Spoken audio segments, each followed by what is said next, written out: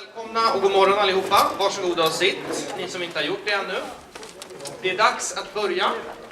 Today I am very happy and proud to present our very own Digitalist artificial intelligence expert, traveling all the way from San Francisco to be with us here this morning. And his name is SK Reddy. I will leave the word to him in just a few seconds. But before that, I want you to know that after this seminar, we have a few slots of workshop where you can actually sit down with SK Reddy and talk and dig deeper into your specific needs in your organization, together with him here today after the seminar. So please contact me if that's of interest to you. But that's all for me, so I'll leave the word to SK Reddy. Okay. Thank you. Thank you. Thank you. You know, a long time ago when I just joined a job, I was also teaching in a university as an adjunct faculty, and I was very nervous the very first day, and I was not sure how to teach and how to impress the students. And I asked the professor, how do I make sure people are listening to me? He said, ask them a question, and if they suddenly look for the pencil, they'll drop down. That means you're not doing a good job. So let me ask you a question again. Is the mic fine, or should I change the mic? Fine. Okay, thanks. Yeah.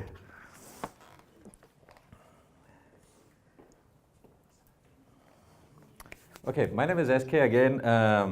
I'm the Chief Product Officer of AI for Digitalist. I'll be walking up and down. I've been told not to put too much of text in my slides, but I really have lots of information on each slide because AI in 45 minutes I think is almost impossible to talk about. I won't be talking about all the content in the slides. So if you want to take a picture of the slide, you can go ahead and do it. Many times, if I've got public information, I would give the link at the bottom of the slide, so you can actually go get more information from that link too.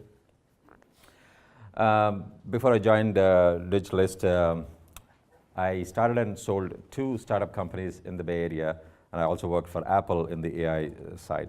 So I know a little bit of AI, and you can ask me any questions at any point of time. Raise your hand, and I'll stop, and then we can talk. For certain slides, I may go faster, and some slides I may take more time, depending upon what seems to be the feedback I'm getting from your facial expressions. That was another feedback the professor told me, that when you keep talking, look at their expressions.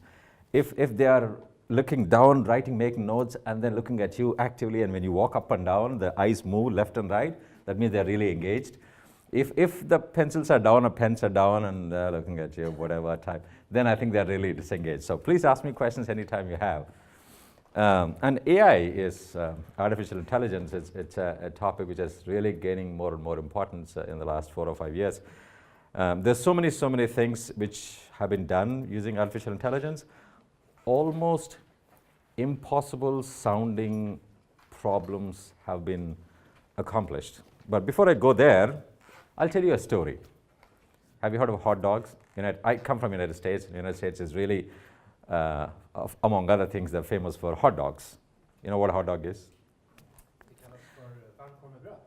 Sorry? Oh, you're translating. Oh, fantastic. There is an annual contest in the United States that happens, how many hot dogs you can eat in 12 minutes, typically. So let's say, before I even explain the contest, if you are given hot dogs in 10 minutes, how many would you be able to eat? Typically a hot dog is a bun with the sausage, and maybe the hot dog is typically this long. How many will you be? 5? Oh, 5? Okay, fantastic. Anyone else take a guess? How many hot dogs you'll be able to eat? Okay, so in 1995 to 96, 97, even reaching 2000, the champion would eat around 25 hot dogs in 10 minutes. Initially, the contest used to be for 12 minutes. It came to 10 minutes. 10 minutes, 25 hot dogs. That is too many. I would eat maybe 1 or 2, but 25. But the reason I'm actually sharing the story here is, in the year 2001, something dramatically different happened. That's an example of an impossible. So 95, 96, 97, every year the winning champion would increase the number by 1, maybe 2 or 1.5. So 20, 21.5, 22, 23. In the year 2000, it became 25. Looking at the trend, if you have to make a prediction in the year 2001, how many hot dogs you think the winner would have eaten? 27, okay. Any other guess? Go ahead, eat your sandwiches, plus, but give me a number. Just give me a number. Looks like 32. Looks like 32, okay, okay. This, I intentionally pick a picture which is not necessarily 2001, but never mind. Yeah. The winning champion ate 50 hot dogs in 10 minutes.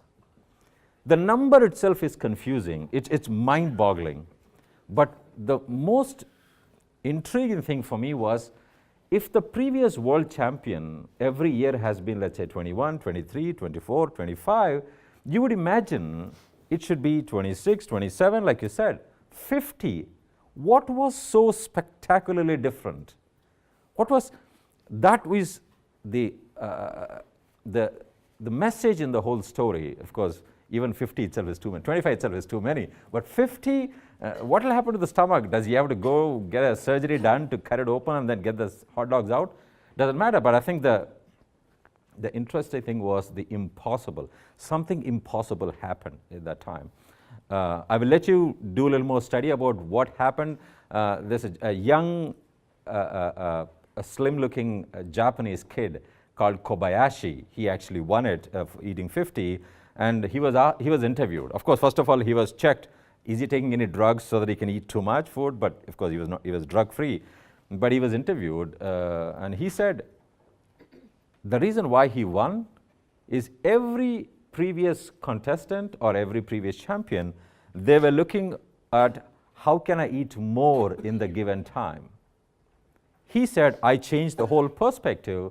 How do I make it easy to eat hot dogs? He did not have any target.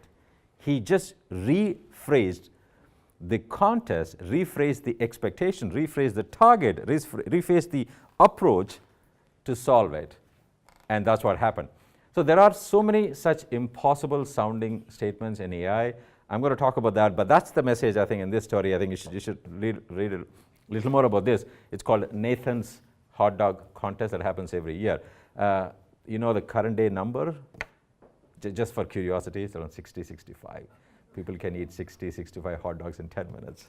But anyway, with that story, I want to talk about AI is making such a tremendous impact, artificial intelligence. Of course, we can, if you want, I can even give a definition of AI versus machine learning versus deep learning. But if you look into a broad picture, the amount AI can contribute the GDP of various countries, you are almost expecting twice, double the impact. If the growth is X, the growth is going to be 2X if you add AI, every country.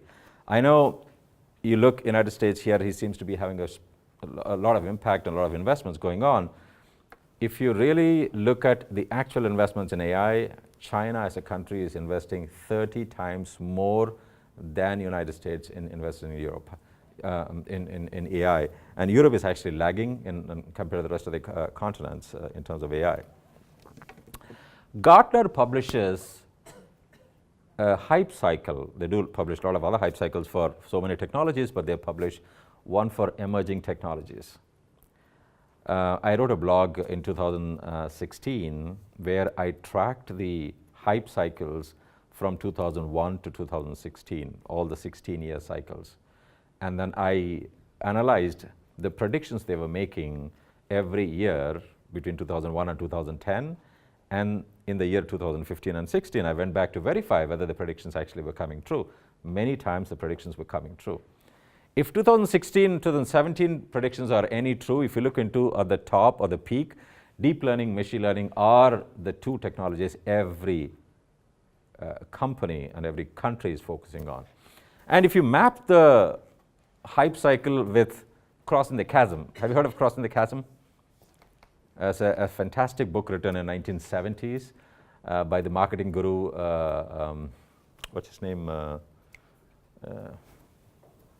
forgot the name.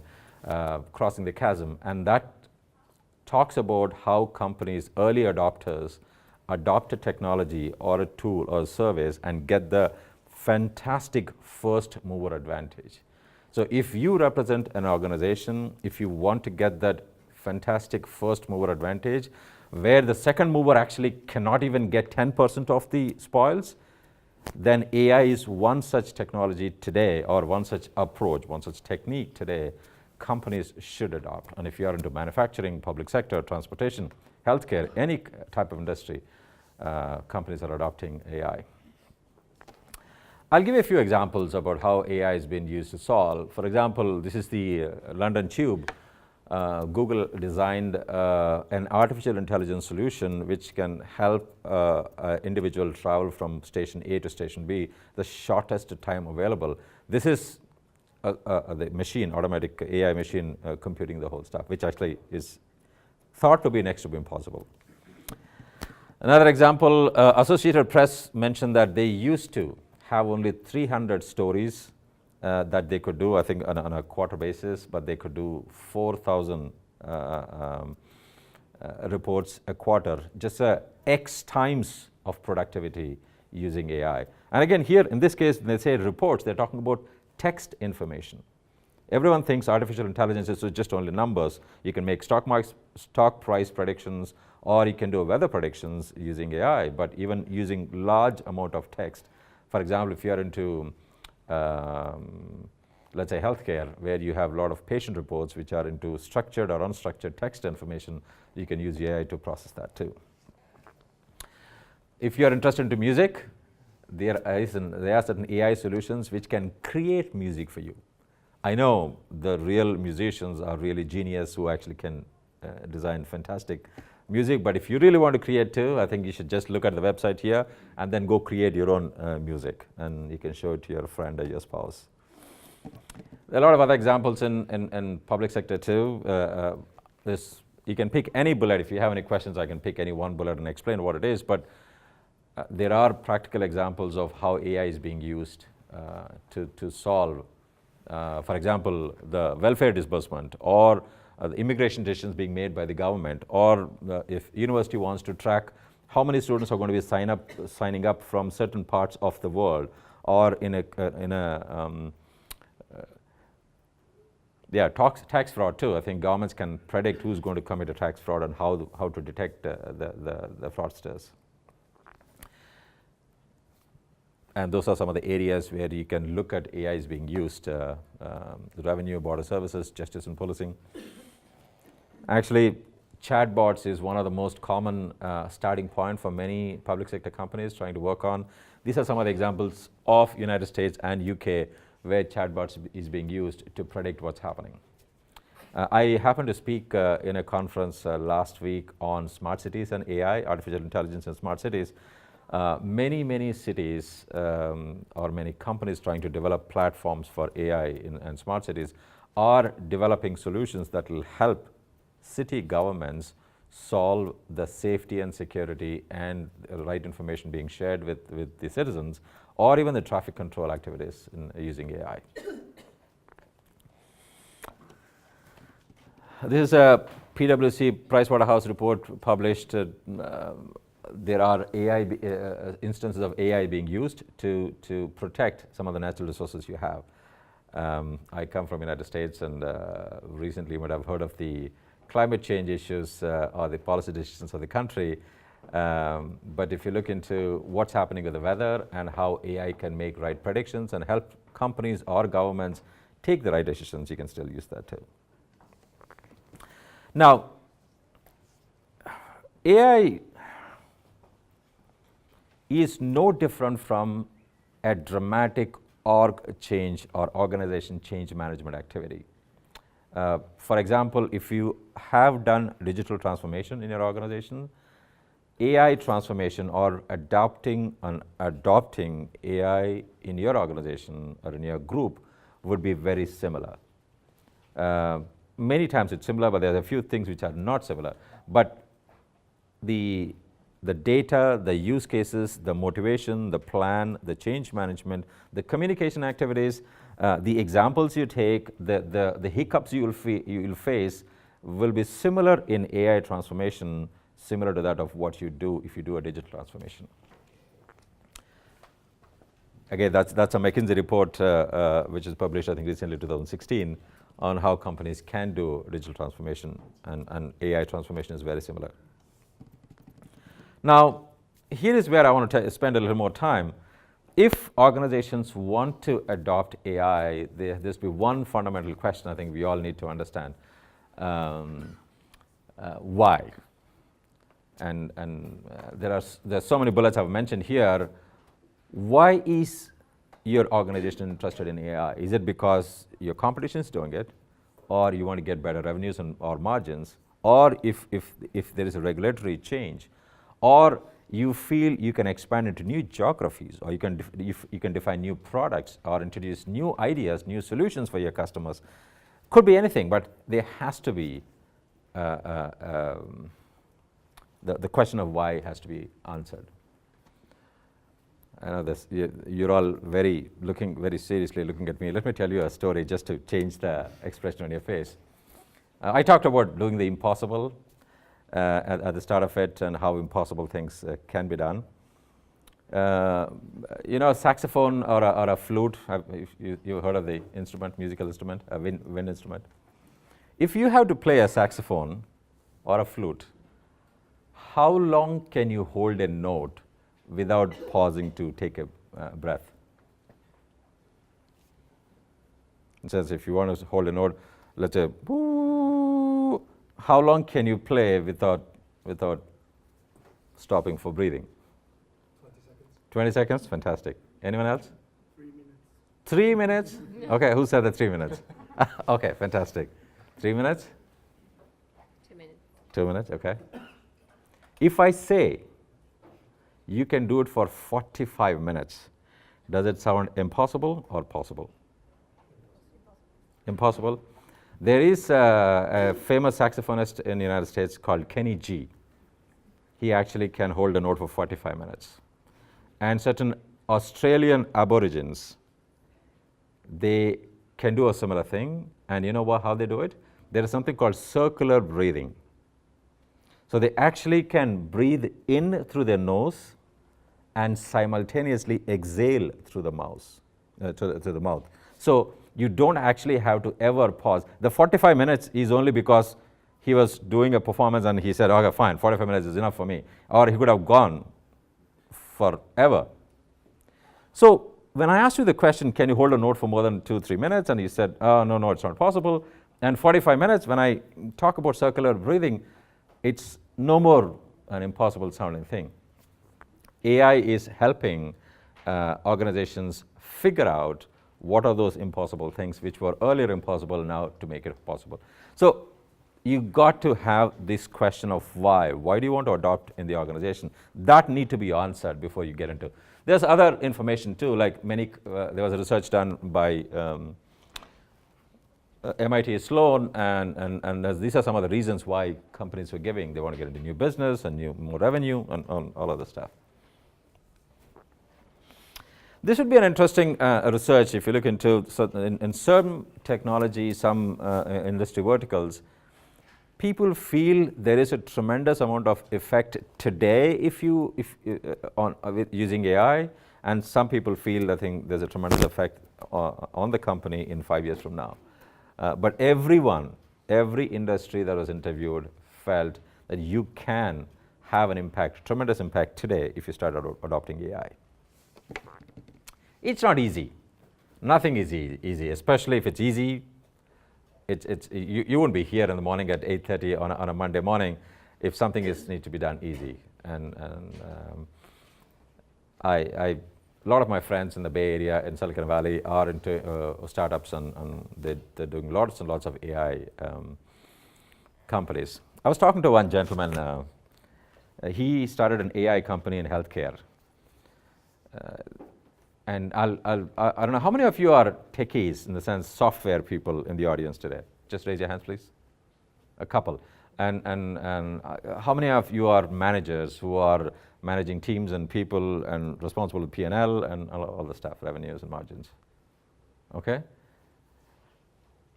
This company, it's very interesting, and they are into healthcare, and they were trying to connect cancer patients with cancer trials going on in the world. The reality of the situation today is, even though a cancer patient meets the doctor and doctor would know a few trials going on, many times the doctor would not know all the worldwide trials going on. And this company was trying to solve it. I was an advisor for the company for a short time. I said, for this problem statement, you don't need AI. You can just use a regular database management systems. You can just put it into the software, and it can do a matching of the patients on the trials. But I said, yeah, sure, we understand that, but we're going to be using AI going forward in the next 6 months. I said, how much investments you got, funding you got? This was the surprising part. They got $5 million to be spent in 18 months, where the first 6 to 12 months, they don't have to do any AI. I said, wow, $5 million? Yeah. And the investors are ready to invest more money. So the point I'm trying to make is, if you are into AI startup companies, and if you're not yet into a startup company, if you want to start a company, it's the right time actually to do it. Whether it's in Europe or United States, you'll get lots of free money to start your own company. And the reason for that, even though it may sound a little funny the way I'm telling you the story, but the excitement in the investment world and the excitement in the recipients of AI is so high that companies and investors and funds want to invest in companies trying to do AI. So the challenges are a good number of challenges in adoption. For example, the first one I'm more keen on is, there's a chasm between ambition and awareness.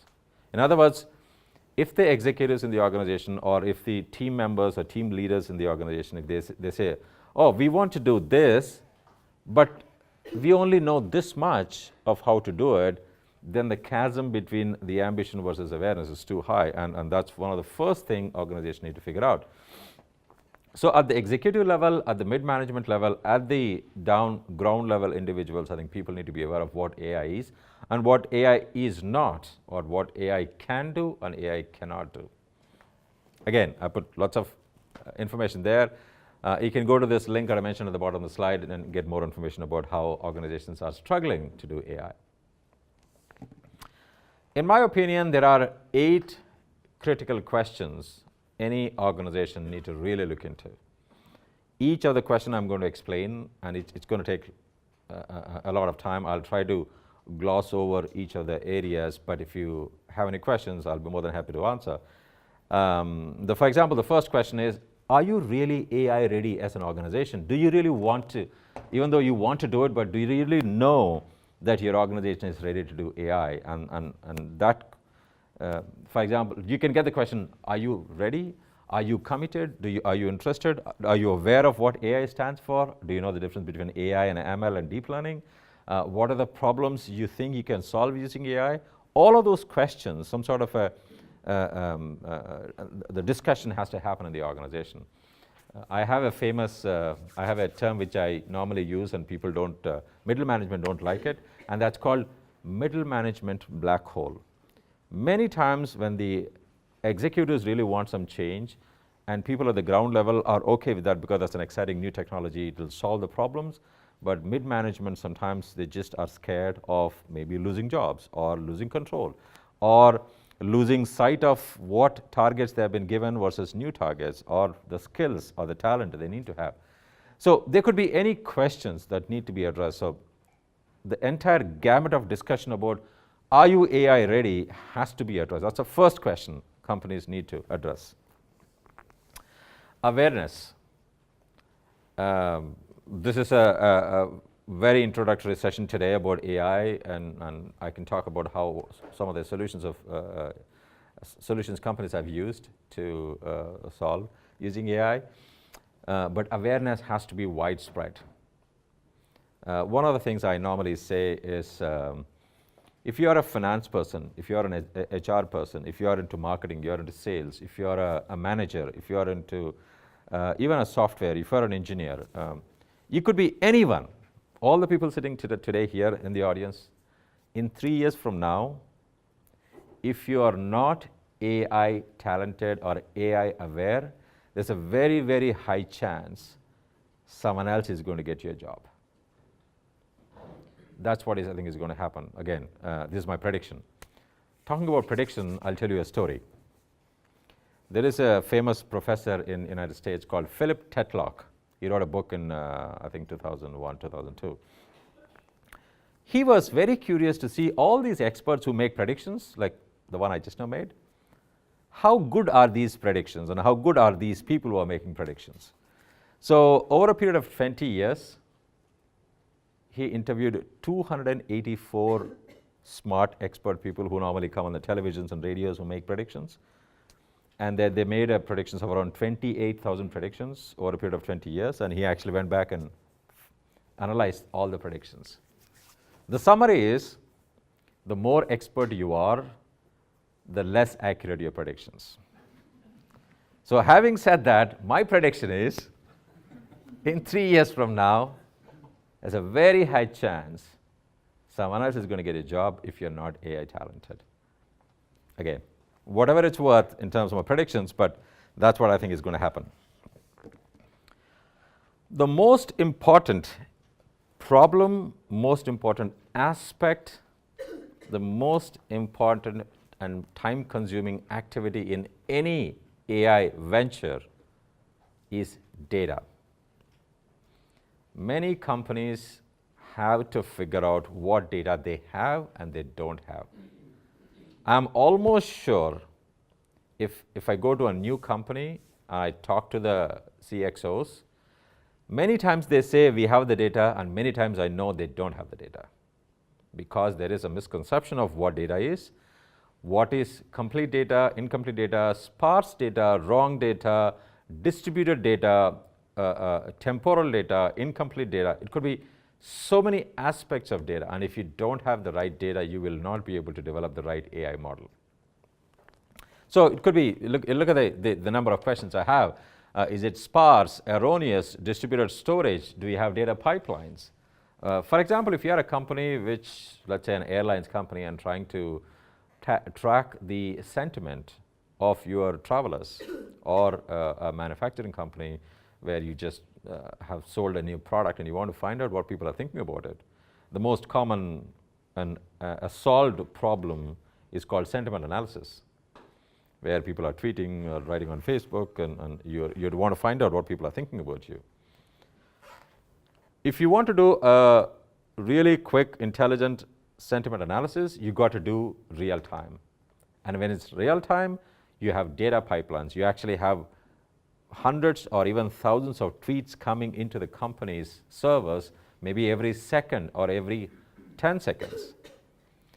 If you are aware of the data pipelines, how are you getting the data? How are you storing the data? How are you processing the data? All of the data questions need to be really thought through and answered. Again, there's a little bit of research there. Harvard Business Review published about how many companies have data and the right data. Data quality is in worse shape than most managers realize. It's actually a very, very true statement. In my personal experience too, I've seen that. But data is extremely important if you want to do an AI. I talked about this, another 4 different elements about how do you plan for AI. Again, even though the AI transformation of the organization is very similar to the digital transformation, there has to be a proper plan that needs to be done. Capability, help, change management. How do you do the change management, the communications, the sharing of information, even breaking some of the myths to the employees? Especially the most common question people get is, am I going to lose my job, or are the groups going to be divested? Such questions, I think, need to be answered as part of the change management. If you want to pick any bullet here, I can explain more. Geographically distributed groups. Geographically distributed groups. If you have an AI adoption, what I have seen some companies when they have, let's say, offices in different parts of the same country or different countries, there is a debate whether we should do a centralized way of doing AI or just a decentralized way of doing it. Both instances work or both instances don't work. I think it's companies have to be aware of the strategy is going to be different, number one. Number two, if you are a company which is geographically distributed because you acquired various groups in multiple parts of the world, then the cultures are going to be different too. And even the adoption mindset is going to be different, and hence you had to accordingly change your strategy. Number three, if you're geographically distributed but each of the division is doing certain different activity for the company, let's say someone is manufacturing, someone in sales, or someone is manufacturing product A, another group manufacturing product B, then again your strategy is going to be different because geographically distributed. If organization is spread across, there's a phrase in US, it's called the jury is still out. I don't know whether you use it in Europe or not.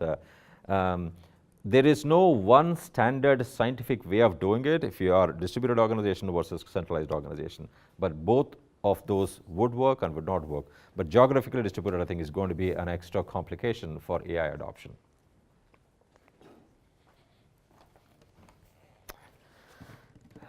This is a survey done by a famous company called Kaggle. It's actually an online company which actually helps people, individuals, participate in AI and develop the AI skills. What sort of activities are going on in AI and what seems to be happening. The biggest problem is dirty data. Organizations don't have the right amount of data. And again, as I mentioned to you earlier, that's one of the big problems. Also, when I say data pre-processing, data collection, data verifying the data, all of those things takes 80% of your AI project. So if you start a new AI project in your organization, in your group, and let's say if someone says, oh, it's going to take 3 months, 6 months, 9 months, 12 months, whatever it is, 80% of the time and 80% of the effort is going to be spent on data collection. Data collection, data processing, data verification, all of the data activities. There's something called tipping point assessment. I think many companies do it for any type of activity. Let's say if you want to get into a new business, new geography, new product, new type of investment, you want to change the revenue structure, whatever it is, you got to get the tipping point assessment. And the same thing goes for you, like how confident do you need to be before you're willing to make a significant investment? In other words, are you still not convinced AI is coming? Are you still not sure if AI is going to make a tremendous impact for you? Sure, you're allowed to have those questions, but make a tipping point assessment to say how much delay can you afford to have in your organization without having an AI and still trying to be the leader in your sector, in your industry, in your activity, whatever you're doing. People need to do that. Okay, so you may say, oh, okay, fine, SK, you've been talking for the last 30 minutes. I think I'm convinced. Yeah, are you convinced?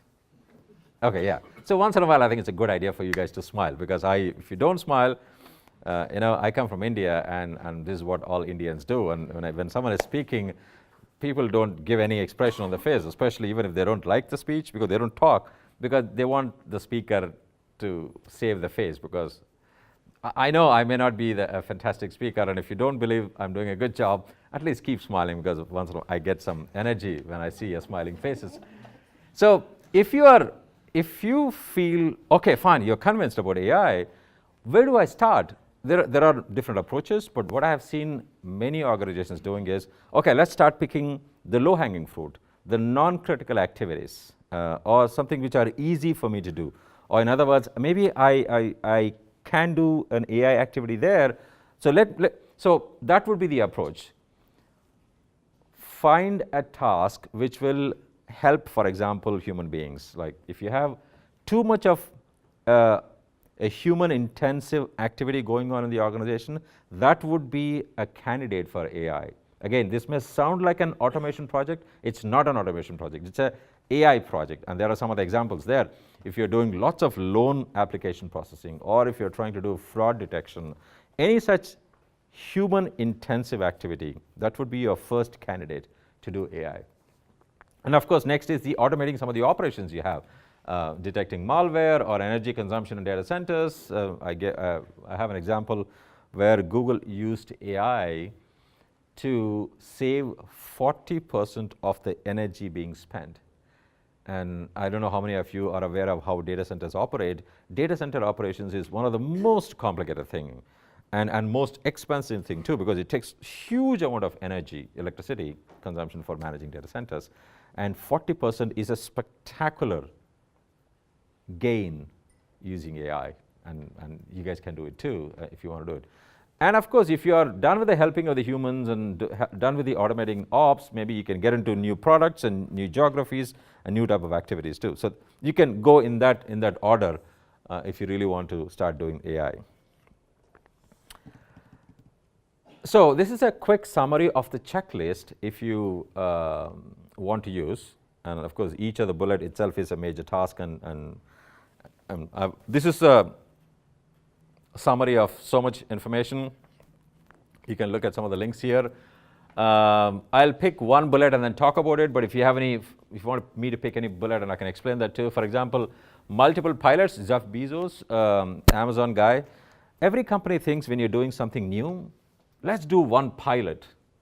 He said no, do hundreds of pilots. Of course, Amazon is a massive organization, but if whatever size is your organization, don't just go with one POC, do multiple POCs. Because if you think of one POC, that means you're still not very sure, okay, is AI going to work for me or not? There is no doubt AI is going to work for every industry in the world. You need to make it happen. Any particular bullet you want to pick? I can explain. Yes, ma'am. And no need for experimentation. Yeah, so it goes back to the point I just now made, where AI is here. AI will solve your problems to a great extent. AI needs to be adopted in the organization. Everyone else is using AI, and that is becoming a huge differentiator. Company, if you want to become the first mover advantage, you got to get AI. So there's no doubt, no need for experimentation. Oh, is AI going to work for me or not? I would say AI is the new reality. People, I think, are making quotations like AI is the new electricity. AI is the new fire, because it's just the reality and companies are using it. And hence, no need for experimentation. Yes, sir. How do you see on AI and GDPR? GDPR.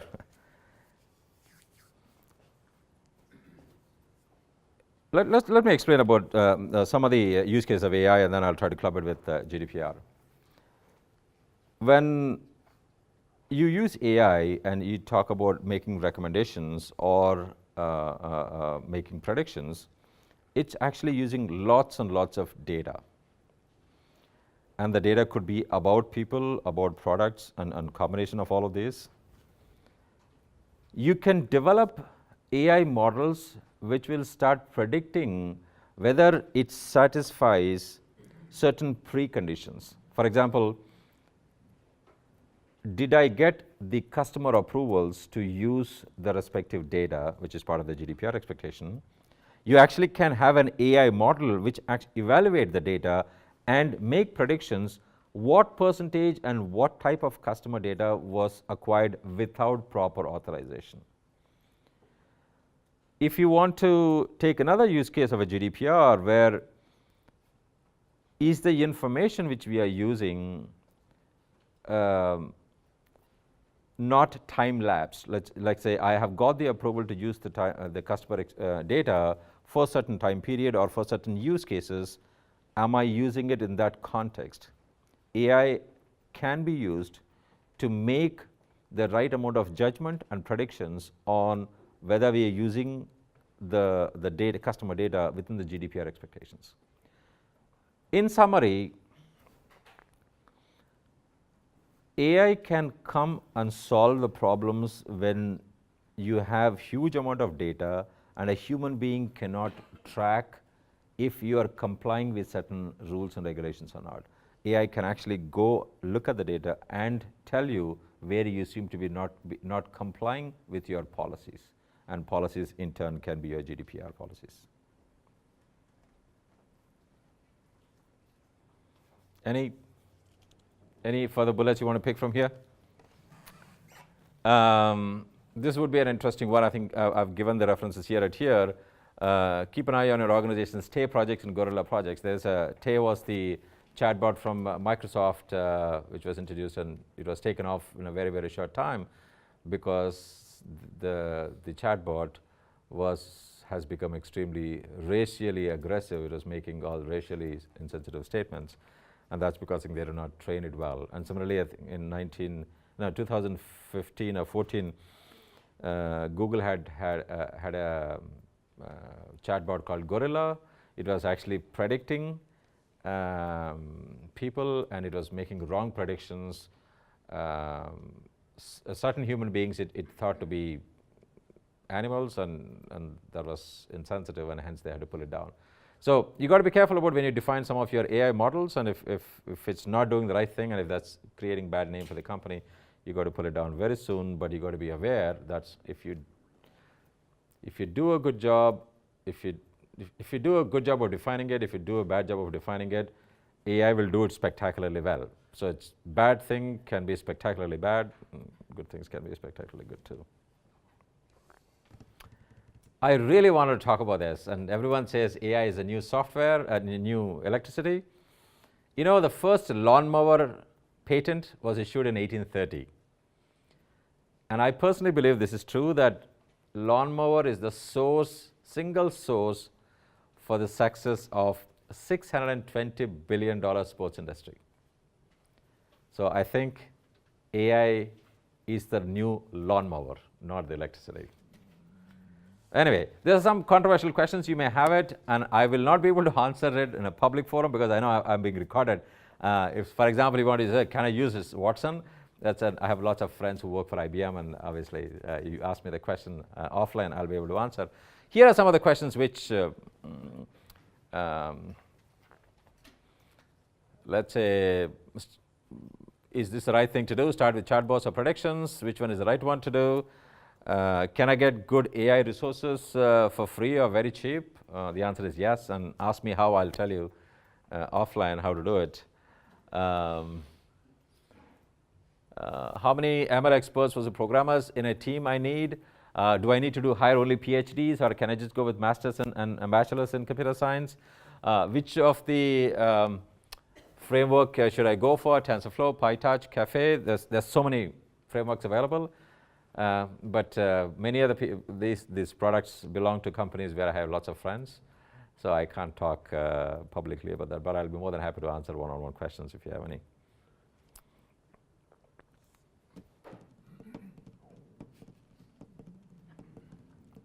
You know, Abraham Maslow's theory, you got to have Wi-Fi and battery too. That's a primary requirement, and now I want to add AI to that. Yeah, ladies and gentlemen, thank you very much for your time. And if you have any questions, I'll be happy. Thank you. Thank you. Thank you. Yes, ma'am.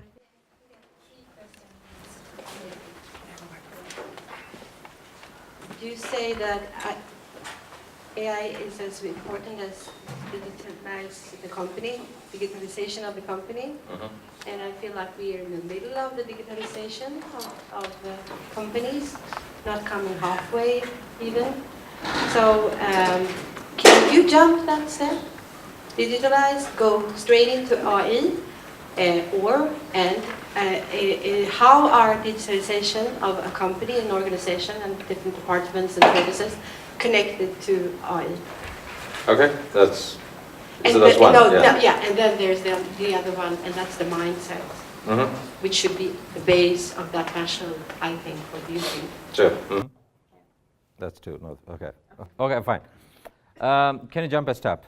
AI and digitalization are two different activities, but the the objectives are two different objectives in the organization, but some of the steps I think you do would be overlapping.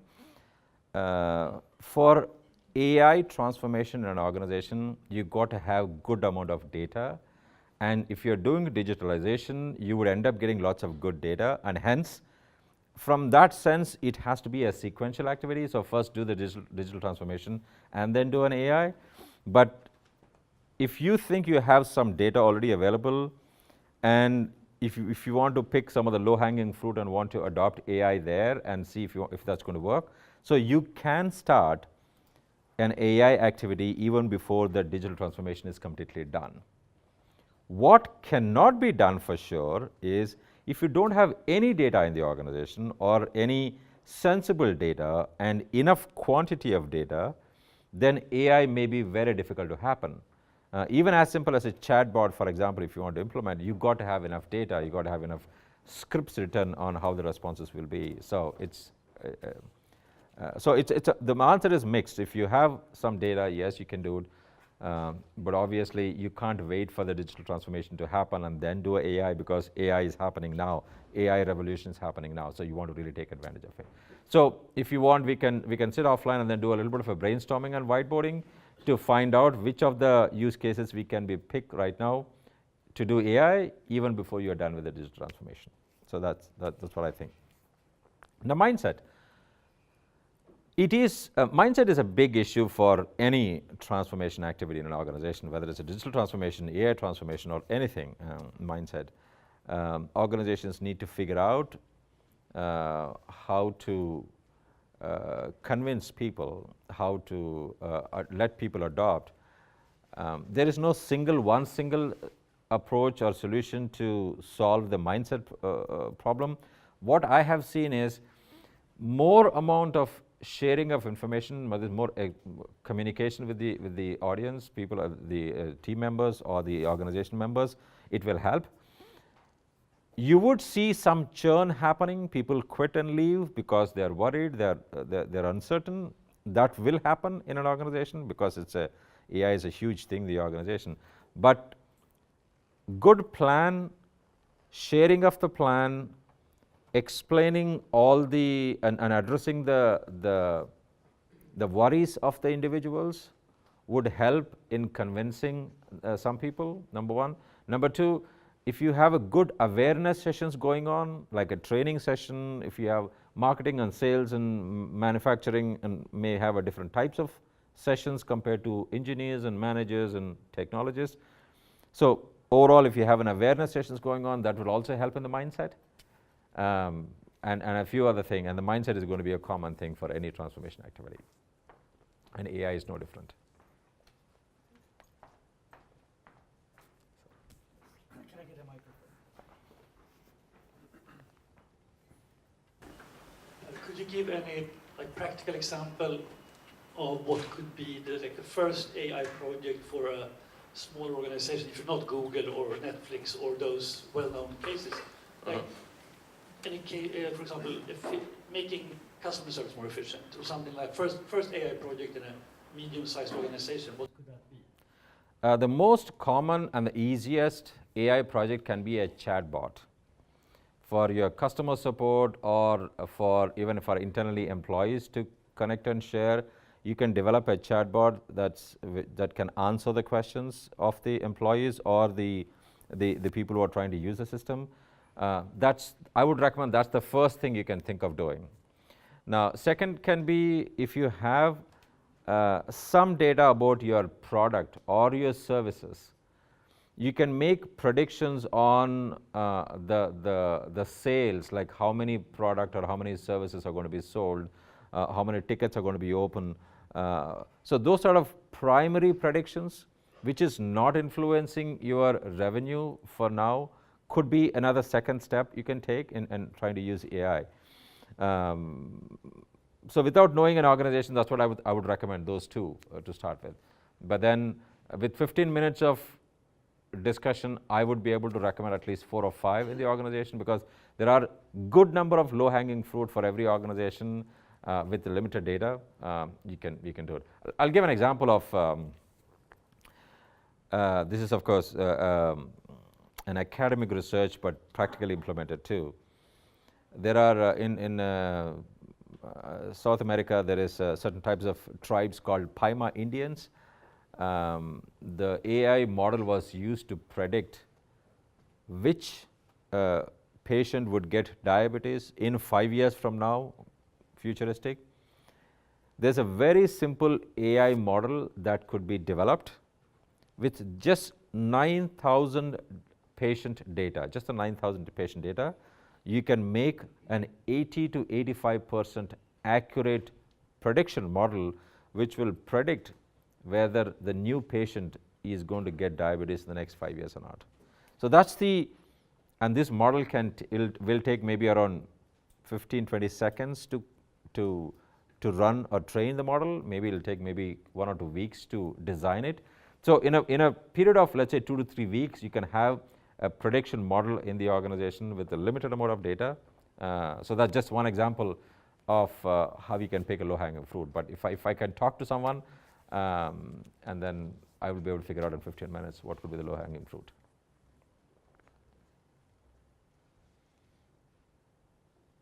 Any questions? You know, there are only 2 reasons why there are no questions. One can be I'm so spectacular that everything was so easy and hence there was no questions. And the other reason can be that I didn't make any sense at all and hence there's no questions. Yes, ma'am. I'm not sure how to formulate this question, but how much data do you need in order to have something to gain from AI? You mentioned 9,000 in the database. That's quite a lot here in Sweden. Okay. So how much amount of data do you need in order to? Sure. On one extreme, the smallest I have seen is maybe 300 to 400 or even maybe 1,000 could be the smallest I can think of. But again, it all depends on what the problem statement is. On the other extreme, I have seen 1 or 2 million data points too for a decent deep learning model, not the regular machine learning, but the deep learning models to be developed. There's no one generic answer for that question. Depending upon your problem statement, I would be able to tell you how much of data I would need for me to design a sensible AI model which gives you a sensible accuracy rate. Let's say if you don't have a life and death situation use case, for example, if it's not a healthcare situation, if you're okay with an accuracy rates of 70% or 75%, obviously the amount of data would be lesser and lesser. If you want a very high accuracy rates of 85, 90, 92, 95, then I think we're talking about huge amount of data. Now, what's the definition of huge amount of data or what's the definition of small data? It will be custom specific for your use case and for your organization. But if you want to just me to throw some numbers, maybe 1,000 would be the lowest I can think of, and even then I'm not sure about the accuracy rates. Yeah, you got to have a large amount of data. That's where I think if I talk to your organization and if I do a brainstorming and whiteboarding, and if you say, okay, I want to find this, and this problem statements to be addressed, and then I would look at your data and say, you know what, you got to wait for another 6 months, or you ought to at least buy data from a third party because the data you have is not sufficient to even address those points. So that discussion has to happen to figure out.